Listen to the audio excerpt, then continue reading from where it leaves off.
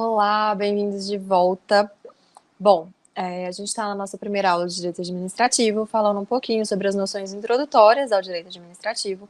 No nosso primeiro bloco, a gente falou sobre os conceitos de Estado, né? A gente viu as formas de Estado. Explicamos um pouquinho a diferença entre Estado, nação, Estado, governo, os três elementos do Estado, que são o território, a nação, o território, o povo e o governo. E agora a gente continua. A gente começa o nosso segundo bloco falando um pouquinho sobre a evolução histórica do Estado.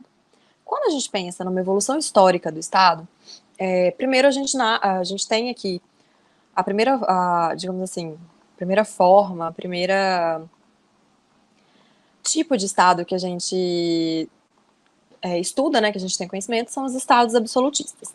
A gente fala no primeiro porque aqui a gente já tem uma estrutura organizada, a gente tem um poder organizado.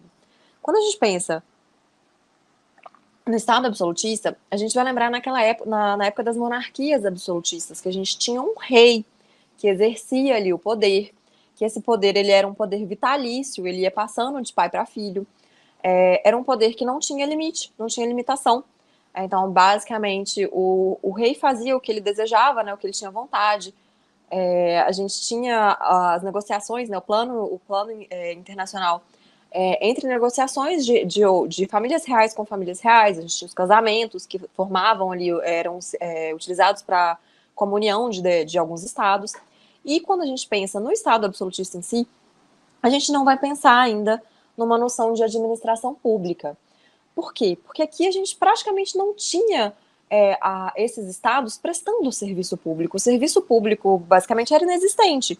O que a gente tinha eram pessoas, né, tipo, aqueles subordinados àquela vontade estatal que pagavam tributos, que pagavam taxas ali simplesmente para poder trabalhar, para poder exercer, para poder viver.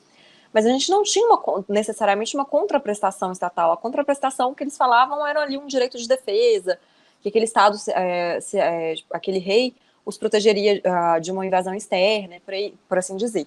Mas a gente não tinha uma noção ainda de direito administrativo, de administração pública e por aí vai. A gente começa a ter essa noção quando a gente passa do Estado absolutista para o Estado liberal.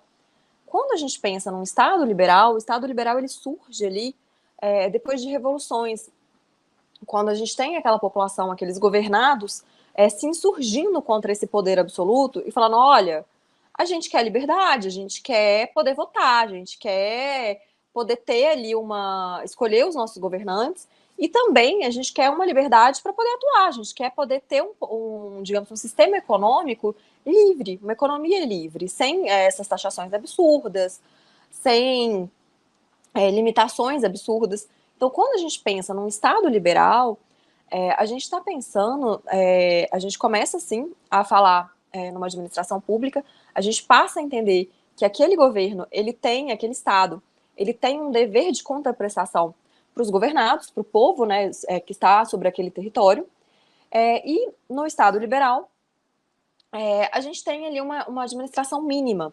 A gente sai dos dois extremos, a gente sai de um extremo que o rei podia tudo, para um extremo de que aquela administração, aquele governo pode o mínimo. A gente precisa de liberdade para poder ter, de uma liberdade econômica, de uma liberdade social para poder atuar. Só que essa liberdade extrema também traz desigualdades extremas, porque a população não estava toda na mesma igualdade.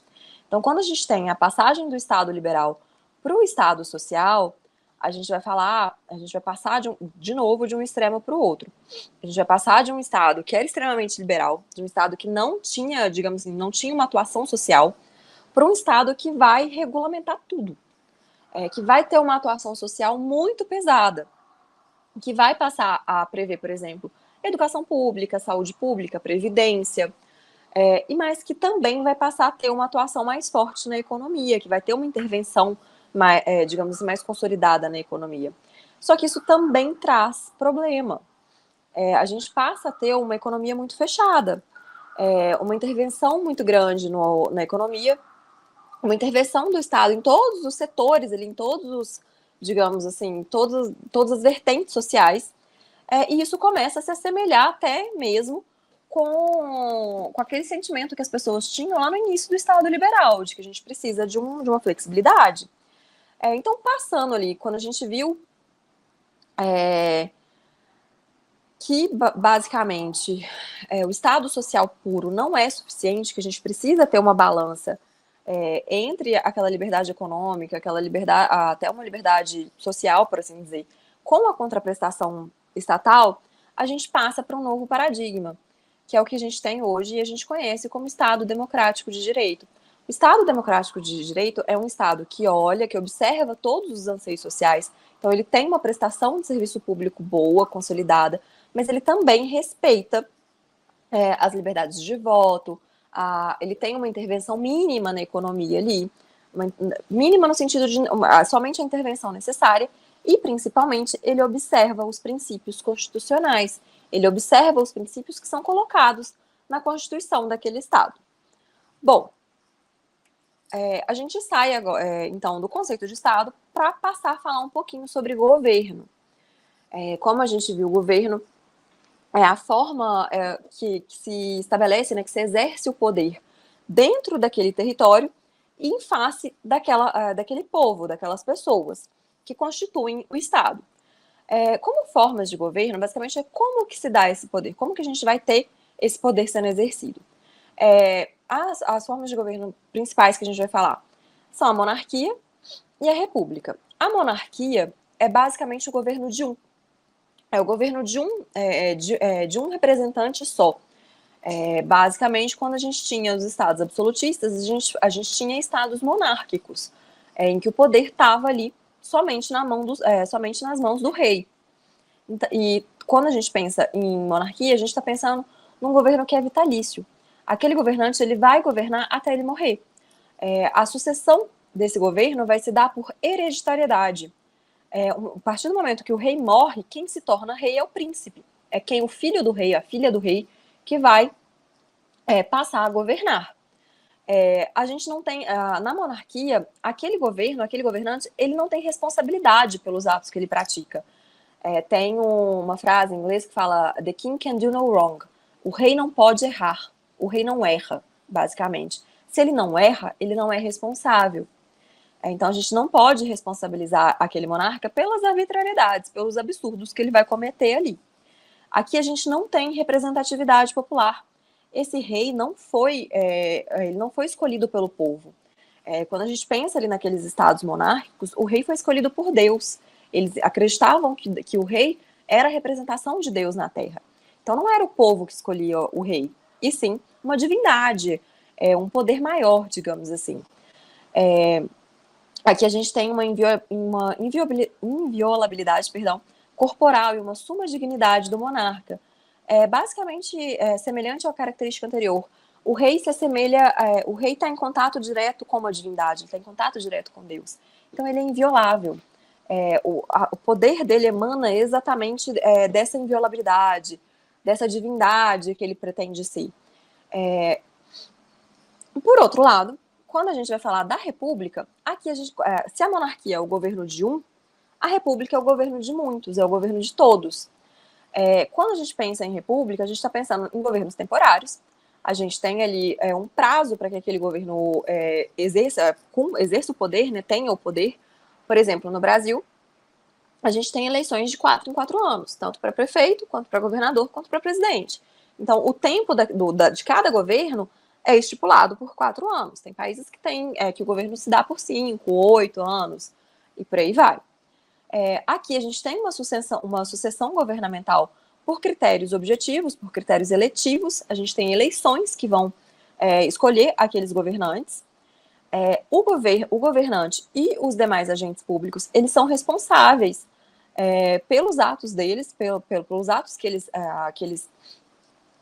emanam, né, digamos assim. Cada ato administrativo, cada ato do governante, cada ato político tem que observar ali uma responsabilidade. A gente tem uma responsabilidade civil, uma responsabilidade administrativa e até uma responsabilidade penal também desses governantes. A gente vai ter uma aula só sobre responsabilidade, que a gente vai adentrar isso, mas basicamente, se ele extrapolar o que ele podia fazer, ele vai ser responsabilizado por isso. E aqui a gente fala, sim, de uma representatividade popular. Quem escolheu aquele governante foi o povo. Não foi alguém que simplesmente foi meio que colocado goela abaixo daquela população. Não, aqui a gente tem um representante que foi escolhido. A República, por exemplo, a gente tem como um sistema, uma característica da República a democracia. Quando a gente pensa numa democracia, os governantes são eleitos pela maioria. Pode ser uma maioria, tipo, digamos assim, próxima, assim, a gente pode ter, por exemplo, o que a gente tem tido no Brasil, duas vertentes muito exacerbadas, tipo, por um lado, a gente tem uma minoria formada, sei lá, de 49% e uma maioria de 51%, mas ainda assim a gente tem uma maioria, ainda assim a maioria escolheu aquele governante. E como a gente tem uma rotatividade do governo, pode ser que o que antes era minoria passe a se tornar maioria e consiga eleger o governante deles também. Bom, ainda dentro de governo, a gente vai falar dos sistemas de governo. O que é um sistema de governo? Sistema de governo é um critério que vai ser utilizado ali para articulação entre os poderes executivos, principalmente entre os poderes executivo e legislativo. Então, como sistemas de governos, a gente pode citar o presidencialismo, o parlamentarismo e o semipresidencialismo ou semiparlamentarismo, é a mesma coisa. A gente começa pelo presidencialismo.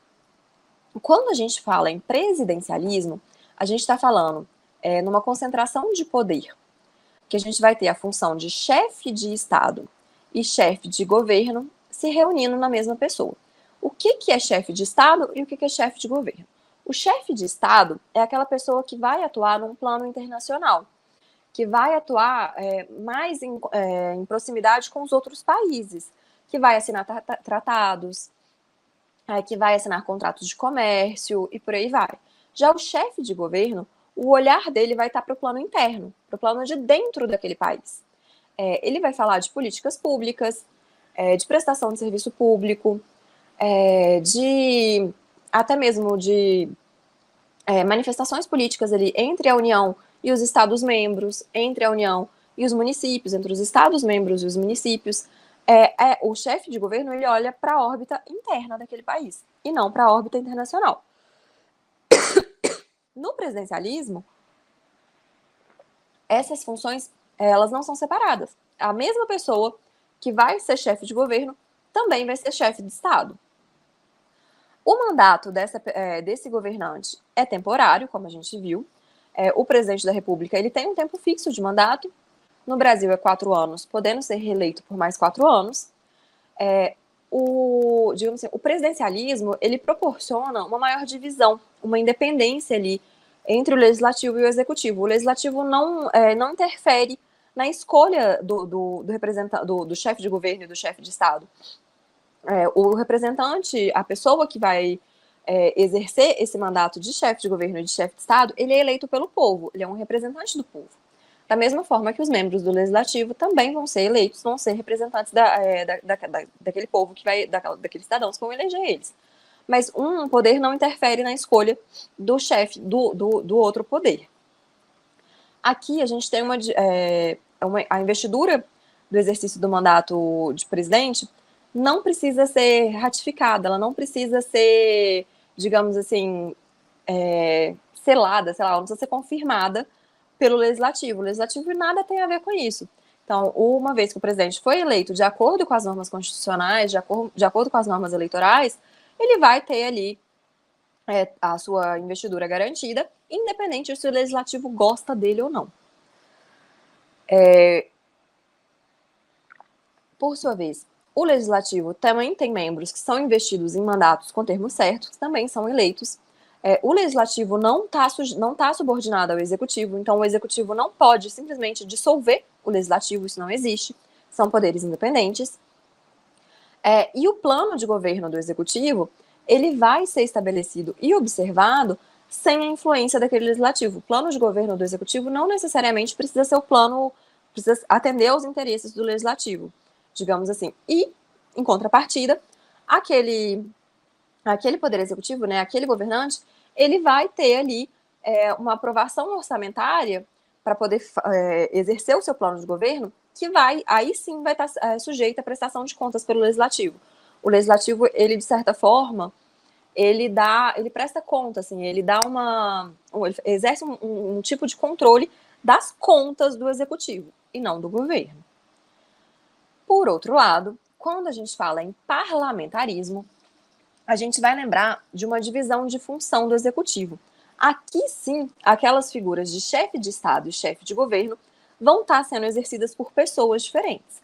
A gente vai ter um chefe de Estado que vai ser exercido ali ou pelo monarca, ou pelo rei, ou pelo presidente, e a função de esse chefe, esse presidente e esse rei, que vão ali atuar num campo externo, digamos assim, num campo internacional.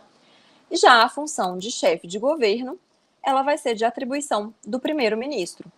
É o primeiro-ministro que vai reger aquele governo internamente.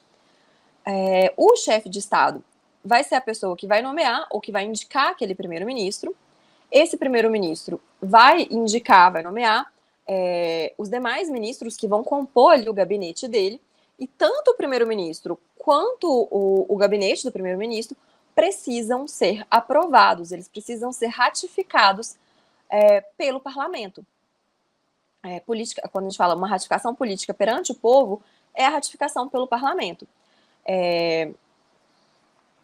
Basicamente, o nome parlamentarismo, ele vai se dar exatamente de acordo com a forma de escolha desse primeiro-ministro. Exatamente porque a escolha desse primeiro-ministro precisa ser aprovada pelo parlamento.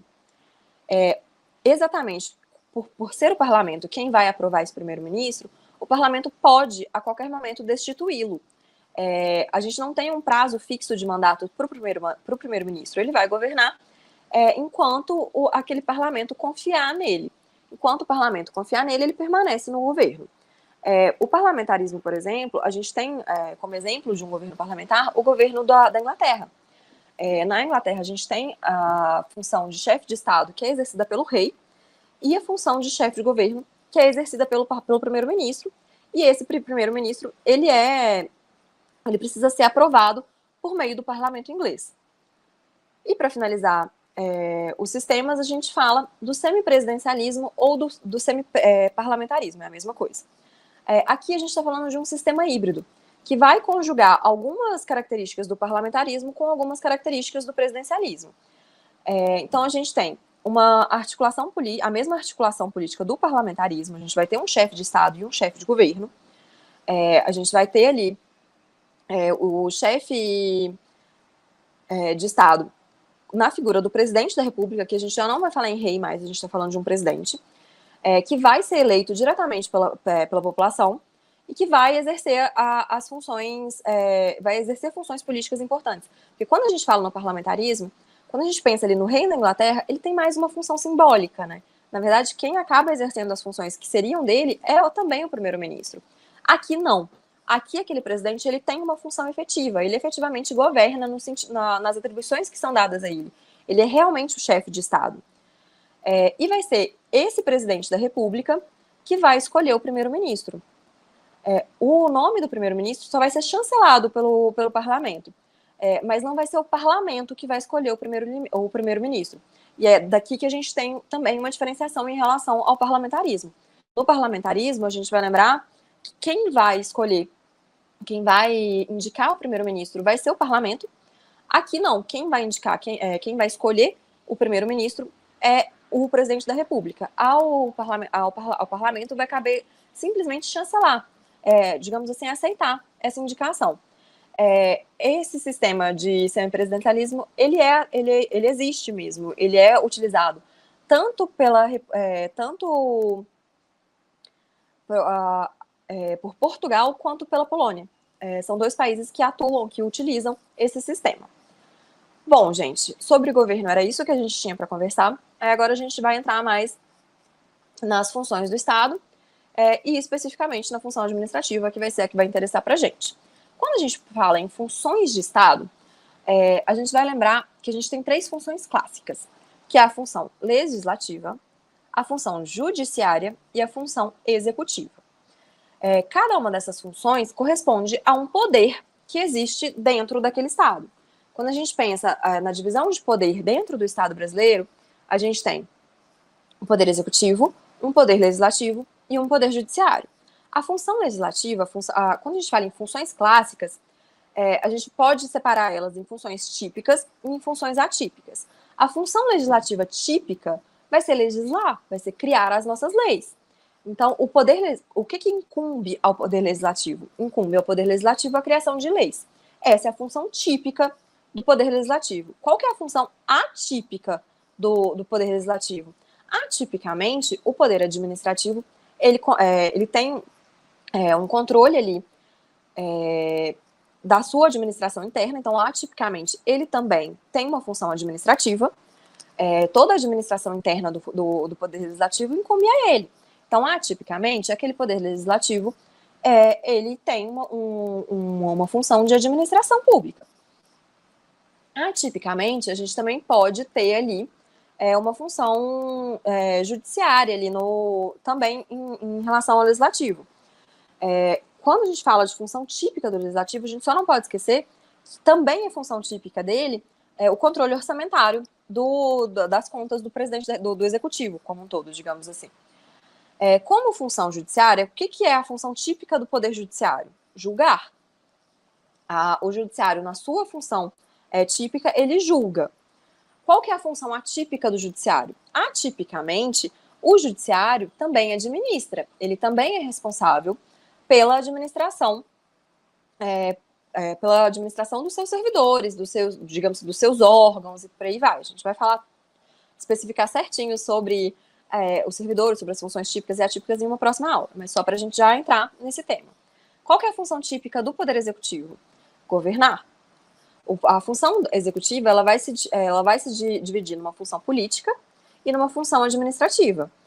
Na função política, a gente vai pensar num governo político, digamos assim, em políticas públicas e por aí vai, políticas internacionais. Já quando a gente pensa em administração pública, a gente está pensando em prestação de serviço público. A gente está pensando ali, né, numa visão mais para dentro. Tanto a função política quanto a função administrativa são funções típicas do Poder Executivo. Mas o Poder Executivo, atipicamente, também legisla. Ele também pode criar, também tem a função de criar atos normativos. O Poder Executivo, por exemplo, pode criar medidas provisórias. Atipicamente, a gente tem também o Poder Executivo tendo um veto jurídico, que é um veto de uma lei, por exemplo, que ele fala que aquele veto se dá por características jurídicas, porque aquela lei contraria ali uma Constituição, contraria alguma outra lei. Isso também seria, de certa forma, uma função judiciária atípica do Executivo. Além dessas três funções do Estado que vão formar os poderes do Estado, que vão formar o Poder Judiciário, o Poder Executivo e o Poder Legislativo, a gente tem funções que são essenciais à justiça, mas elas não fazem parte dos poderes dos Estados. Aqui são funções que estão atreladas, que são previstas na Constituição, mas que são atreladas ao Poder Judiciário. Elas são independentes do Poder Judiciário, mas elas também não constituem um poder novo. A gente tem, por exemplo, o Ministério Público, que vai ser encarregado ali de uma fiscalização, de buscar interesses sociais. A gente fala que o Ministério Público é o representante da coletividade, digamos assim. Ele vai buscar interesses daquela coletividade, ele vai buscar a melhor interpretação, a melhor execução da lei. A advocacia pública é formada ali pelas procuradorias gerais dos municípios, dos estados, pela Advocacia Geral da União, que são centros de poder ali que vão defender os interesses da União, dos estados, dos municípios, interesses públicos ali atrelados a esses entes. E a Defensoria Pública, que vai atuar, é uma advocacia pública para as pessoas de baixa renda, para as pessoas que não têm condição de arcar com um advogado, que não teriam acesso à justiça se não fosse por meio da Defensoria Pública. Bom, a gente entra, então, finalmente, na função que nos interessa, na função que a gente vai ver nas próximas muitas aulas aí para frente, que é a função administrativa. Quando a gente fala em função administrativa, a gente pode ter a função administrativa sobre um critério subjetivo ou orgânico, que vai levar em conta ali o sujeito, a pessoa que vai ser responsável pelo exercício daquela função administrativa.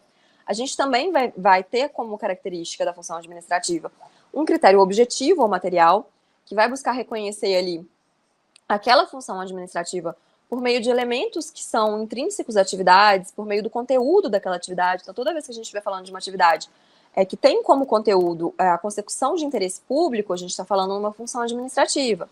E também num critério objetivo formal, que é basicamente, vai reconhecer que aquela função é uma função administrativa por meio do regime que é a disciplina. Na nossa próxima aula, a gente vai falar sobre o regime jurídico administrativo. E a gente vai ver que é um regime jurídico de direito público. Então, toda vez que a gente estiver falando de um regime jurídico de direito público, provavelmente a gente está falando sobre uma função administrativa.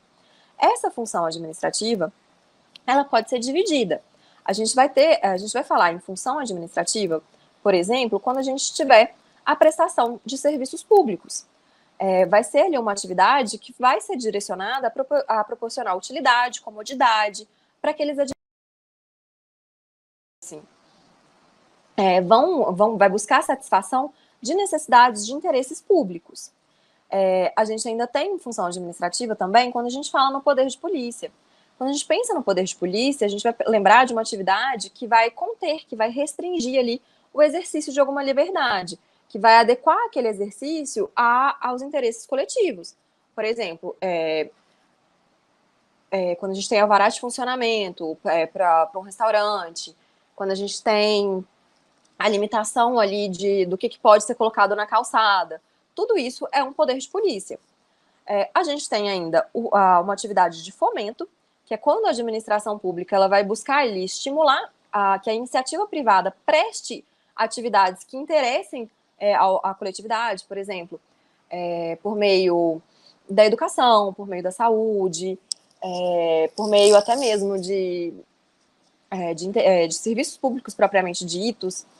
E, por fim, a gente vai lembrar também de uma função de intervenção. E quando a gente fala em intervenção, a gente vai lembrar que é, sim, a atuação da administração pública no domínio econômico. É uma intervenção direta da administração pública, por meio das suas empresas estatais, para regulamentar ali, para fiscalizar a atividade econômica. Então, vamos lá. Conceito de administração pública. O que é administração pública? A administração pública nada mais é do que a faceta organizacional, de organização do Estado, que vai ser voltada para o atendimento, para poder prestar serviços públicos, para poder atender às necessidades coletivas, no desempenho ali daquelas funções administrativas que a gente viu. Num sentido objetivo, a gente vai lembrar que a administração pública é a própria atividade administrativa. Toda vez que a gente falar em sentido objetivo, a gente vai lembrar da palavrinha-chave atividade. É a atividade que é exercida pelo Estado por meio ali dos seus órgãos e dos seus agentes. Então, toda vez, sentido objetivo, a gente vai lembrar de atividade, de prestar atividade. Já sentido subjetivo, a gente vai lembrar de pessoa. Tudo que é subjetivo é relacionado à pessoa. Então, no sentido subjetivo, a administração pública é um conjunto de agentes, de órgãos e de pessoas jurídicas que vão ter ali como incumbência exercer atividades administrativas, prestar serviços públicos. Conceito, então, de direito administrativo. O que é o direito administrativo? O direito administrativo é um ramo do direito público que vai envolver normas jurídicas disciplinadoras da administração pública. Então, é um ramo do direito que vai voltar o olhar dele para a administração pública, tanto no seu sentido objetivo, quanto no seu sentido subjetivo. Em outras palavras, é um ramo do direito público que vai envolver normas jurídicas disciplinadoras do exercício da função administrativa. Então, o direito administrativo é o ramo do direito que vai cuidar da administração pública, que vai regular ali a administração pública, que vai criar ali, que vai juntar as leizinhas ali para saber, para poder fiscalizar se aquela administração pública está agindo de acordo com a lei. Vale a gente lembrar, gente, que o direito administrativo, ao contrário do direito civil, do direito penal, a gente tem um compilado de leis. A gente tem diversas leis esparsas que vão formar o direito administrativo juntamente com a Constituição Federal. Mas a gente não tem um código administrativo, igual a gente tem um código civil, igual a gente tem um código penal. O direito administrativo, ele é esparso, digamos assim, ele não é consolidado. Por fim, já finalizando, as nossas fontes do direito administrativo. A gente tem como fonte primária, basicamente, aonde que o direito administrativo vai tirar a validade dele. Primeiro, por meio da lei e dos princípios. por meio da Constituição Federal, das leis que vão regulamentar o direito administrativo, por exemplo, lei de licitação, lei de servidor público, lei que vai tratar de serviço público, bens públicos, contratos administrativos e por aí vai, e também dos princípios que estão previstos tanto nas leis quanto principalmente na Constituição Federal. Como fontes secundárias, por exemplo, se as leis e os princípios e a Constituição não forem suficientes para regulamentar o direito administrativo, a gente vai utilizar a doutrina, que é basicamente os livros, né, os pensadores do direito administrativo, a jurisprudência, que são os casos que foram efetivamente julgados pelos tribunais, os precedentes administrativos, que são os casos que foram julgados pela administração pública, quando ela tem um procedimento administrativo interno, e pelos costumes. Os costumes é sempre de forma subsidiária. Costume é o costume daquela população, daquele povo mesmo. E, para finalizar, a gente tem 2 tipos de sistema administrativo. A gente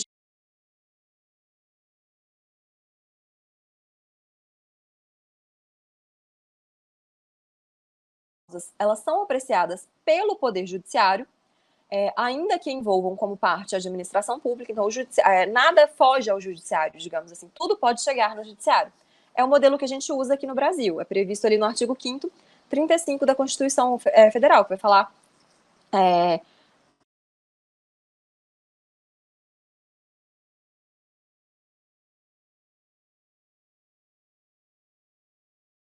que é conhecido como contencioso administrativo. De acordo com o modelo francês, ao Poder Judiciário vai caber somente a apreciação das chamadas causas comuns. A gente vai ter tribunais administrativos aos quais vão ser atribuídas ali as causas que vão envolver os interesses da administração pública.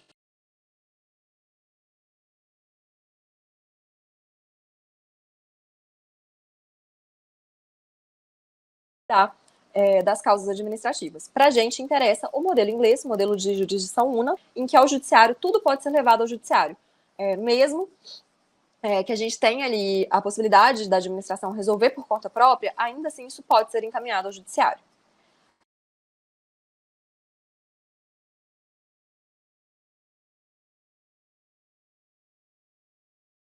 Então, correta. Letra A. Atualmente, Estado e governo são considerados sinônimos, visto que em ambos prevalece a finalidade do interesse público. Não, gente, a gente passou a aula inteira falando que Estado e governo não é sinônimo. O governo é um dos elementos que formam o Estado. Mas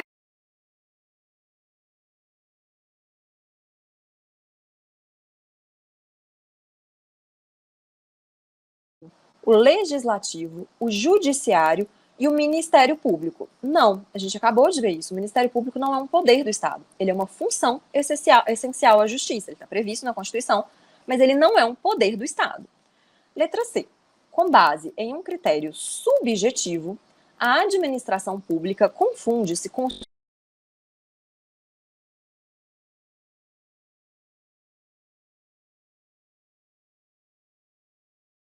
subjetivo, a gente vai lembrar de pessoas. Então, critério subjetivo, sujeitos que integram a estrutura administrativa do Estado. Está correto? Letra D. Na Constituição Federal de 88, foi adotado um modelo de separação estanque entre os poderes, de forma que não se podem atribuir funções materiais típicas de um poder ao outro. Não, a gente viu que, apesar deles terem funções que são típicas a eles, eles também exercem funções atípicas. Por exemplo, o executivo pode executar a função atípica de legislar. O judiciário tem a função atípica de administrar os seus servidores, ali, os seus órgãos. Então, é sim possível. Questão número 2. A lei é considerada fonte primordial do direito administrativo. Razão por que esse ramo do direito público nacional se encontra codificado, ou seja, as normas administrativas estão reunidas em um só corpo de leis. Não, gente, está incorreto. Como a gente viu, as leis administrativas elas são esparsas, a gente não tem um código administrativo. A gente tem diversas leis que, juntamente com a Constituição, vão reger o direito administrativo. Então, a questão número 2 está errada. Opa, peraí. Já acabei dando a resposta da 3, mas vamos lá. Com relação à administração pública, julgue os itens que se seguem. Enquanto pessoas jurídicas, órgãos, então vamos lá, enquanto pessoas jurídicas, órgãos e agentes públicos formam o sentido subjetivo da administração pública, A atividade administrativa exercida por eles indica o sentido objetivo. Está correto. São exatamente os dois conceitos, os dois sentidos que a gente viu de administração pública. O sentido subjetivo ligado às pessoas, então pessoas jurídicas, órgãos e agentes públicos, e o sentido objetivo exatamente relacionado à atividade administrativa. Então, a questão número 3 está correta. Questão número 4. Assinale a opção correta em relação às noções de Estado e administração pública. Letra A. A administração pública, em sentido subjetivo, compreende as pessoas jurídicas, os órgãos e os agentes que exercem a função administrativa. Tá correto, gente. É exatamente o que a gente vem falando. E olha, se errar sentido subjetivo e sentido objetivo na prova, vocês vão lembrar de mim falando, hein?